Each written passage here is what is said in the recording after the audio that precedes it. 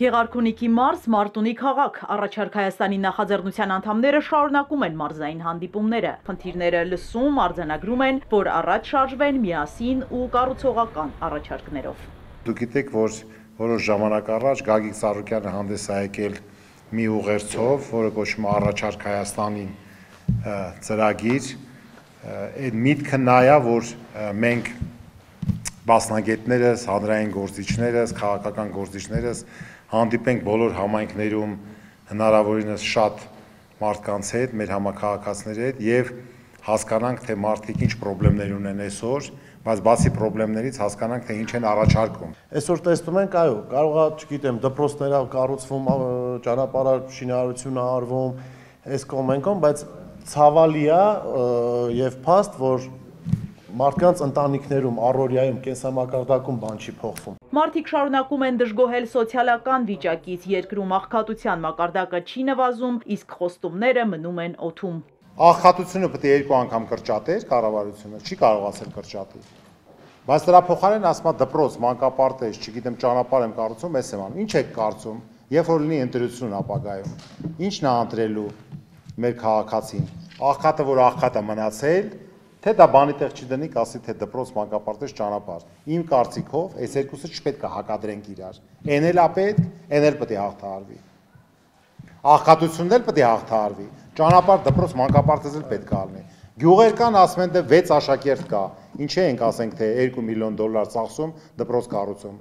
Այդ ուրիշ հարց է։ Դա կարելի է մտածել ինչի է այդպես, բայց ով է մեղավորվեց, որ 6 աշակերտ է մնացել։ Ցանկացած համայնք պետք է դպրոցը իր սեփական միջոցով կարողանա կառուցել, վերանորոգել կամ վերակառուցել։ Կյանքը դժվար է, քանի որ աշխատատեղ չկա, երիտասարդների մեծ մասը լքում է գյուղը, մայրաքաղաքում զբաղմունք փնտրում։ Գալիս են երիտասարդները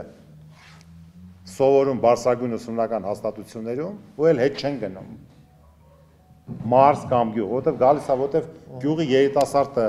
մարզի երիտասարդը հոմենակ բանը չի, որ գնա, ասենք, թե միտեղ աշխատի գա, տեղ ժամանցի վայր է պետք, նույն առողջապահական մակարդակում ծառայություններ է պետք, հա, ճանապարհ է պետք նորմալ լինի, չգիտեմ, ակումբներ է պետք լինի, թատրոն պետք է լինի, չգիտեմ, կինո, այդ ամեն ինչը պետք է լինի, որպեսզի կյանքը կոմֆորտով լինի։ Որտեղ որ երիտասարդը զգում է, որ ինքը մի քիչ կոմֆորտով է ապրում, ինքը մնում է տեղ, դա խնդիր չի։ Ու մարզային համայնքները ծերանում են։ Մարզի բնակիչներն ուզում են, որ սպորտը խրախուսող միջոցառումներն ավելի շատ լինեն, որ ուժեղ զինվորներ ունենանք։ Արմեն Մանուկյանը հիշեցնում է ոչ օլիմպիական մարզաձևերի միության մասին, որի ծրագրերի մեծ մասը միտված են նոր մարզադահլիճների ստեղծմանը, վերազինմանը, պատերազմի ընթացքում վիրավորում ստացած տղաների մարզումային պայմաններին։ Ընդ որում միությունն այս ամենն իրականացնում է անվճար։ Մարտունու տարածաշրջանը հիմնականում շատ հիմա ոնց որ սպորտից կտրված լինի, մի քանի մարզիչներ կանք ստեղ աշխատում ենք աջակցություն, որևէ մրցույթային կազմակերպություն, այդպես մրցույթների համար, ոչ ֆինանս կա, ոչ բան, մենք մի կերպ սենց հավաքում ենք, երեխաներից մի բան անում ենք, որ երեխեքը գոնե սպորտի մեջ մնան։ Կան իհարկե սպորտ կոմպլեքսներ, որոնք վատ վիճակում են, չէ, վերանորոգման կարիք ունեն կամ գույքի խնդիր ունեն։ Հիմա ոչ օլիմպիական մարզաձևերի միությունը նաև դրանով է զբաղված եւ շուտով նաև կլինեն Գեղարքունիքի մարզում եւ նաև ձեր առաջարկները հաշվի առնելով նպատակ ունենք, որ մարզերում այդ երիտասարդների սպորտով զբաղվածության հարցը կարողանանք լուծել։ Առողջապահական ծառայությունները եւս թանկ են ու շատերի համար ոչ հասանելի։ Մարտունու բնակիչները դժգոհ են նաև իրենց բժշկական կենտրոնի պայմաններից։ Մասնագետներ որակյալ որ լինեն, այդ մասնագետներին պետք է շահագրգռեն, որ այդ մասնագետները ստեղ աշխատեն եւ որակյալ ծառայություն մատուցեն։ Չէ՞ որ դա վճարովի ծառայություն է, չէ՞։ Դուք գնում եք վճարում եք շատ բաների։ Հա,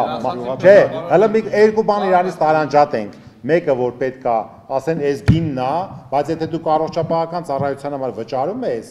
դու պետք է պահանջես, դա կյանքի հետ կապված բան է, որ դու ինձ պետք է որակյալ ծառայություն մատուցես։ Հիմա մարդիկ էլ չգիտեն, թե այդ որակյալը մատուցվում, թե չէ։ Մարզում անմշակ հողերը շատ են, գյուղացին գյուղմթերքի մի մասը ոչ թե ինքն է մշակում, այլ ներկրում է։ Այս հարցի լուծման ինչ տարբերակ կա, հարցնում են մարտունեցիները։ Դարել է այնպես, որ մենք ամբողջ սննդատեսակը հիմնականում ներկրում ենք, երբ մենակ կարտոֆիլ չենք ներկրում տեսից։ Եթե պետությունը ուզում է գյուղացուն աջակցի, առաջի խնդիր, ֆինանսական հարց։ 0%-ով սուբսիդիա։ Թուրքիան 80%-ով սուբսիդավորում է իր գյուղացիական։ Այնտեղ 4 անգամ տարեկան բերք հաստա, Անտալիայի 1500 կիլոմետր։ Երկրորդ, մթերման խնդիր։ Ոչ թե ձեզ դնեն փաստի առաջ, որ եմ ասում, դաշտից եկել եմ 3 անգամ էժան դեպուր տանեմ, այդ կարտոֆիլը կամ մյուսը։ Այսինքն օգտագործեն, որ հետո պիտի սենց լինի։ Երրորդ, սառնարանային տնտեսություններ, ոնց որ պարոն Ծառուկյանը Վարդենի սումանումա, որ մթերեք, հանգիստ ձեր համար դնեք այնտեղ, որ չասեմ փչացող, որտեղ պահեմ, սենց կլինի, նենց կլինի։ Մարզում շատ են նաև տեղահանված արցախցիները, հարմարվում են նոր բնակավայրին ու փորձում ոտքի կանգնել։ Մենք շատ գոհ ենք ձեզանից, հանձինս Գագիկ Ծառուկյանից, որ 9 ամիս բլոկադայի մեջ էինք, բայց ինքը մեզ աջակցեց։ Շատ շնորհակալ ենք։ Ներկայացել են, որ շնորհակալություն հայտնենք Գագիկ Ծառուկյանին։ Հաջորդ կանգառը Գավառն է։ Այստեղ մարդկանց նախ հետաքրքիր է արդյունաբերությունը, հնարավոր է արդյոք վերականգնել զարգացման այս ճյուղը։ Նույնիսկ ժամանակ Գավառը ճանաչվել է որպես արդյունաբերական կենտրոն։ Բնակչության թվի հաշվով երևի երկրորդ տեղն է բռնել, իր ցուցանիշները վերե 4-5-րդ տեղը։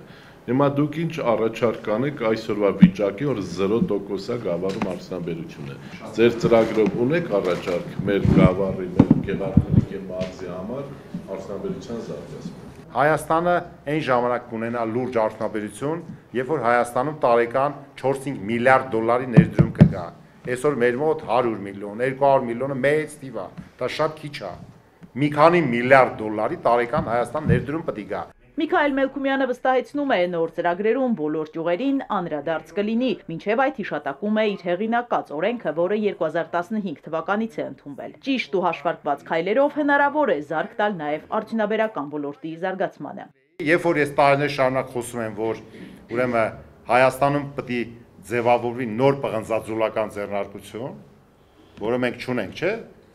մաքուր պղնձի արտադրություն, եւ մենք տարեկան արդեն 450,000 տոննա պղնձի խտանյութ մենակ արտահանում ենք դուրս։ Եթե դու տեղում պղինձ արտադրես, դրա հետ միասին 10-ից ավելի ձեռնարկություններ, այդ թվում կամոկաբելը կսկսի աշխատել։ Խնդիրները հնարավոր է լուծել վերկուսակցական համախմբման միջոցով, ասում է Մելքումյանը։ Լավ գաղափարների առաջ պետք է կանաչ լույս վառվի։ Առաջարկ Հայաստանի նախաձեռնությունը հենց այդ նպատակով է գյուղից գյուղ ու քաղաքից քաղաք գնում, գույքագրում խնդիրները, որ հետո ծրագիր դարձնի։ Իզաբելլա Հովհաննիսյան, Էպիկենտրոն։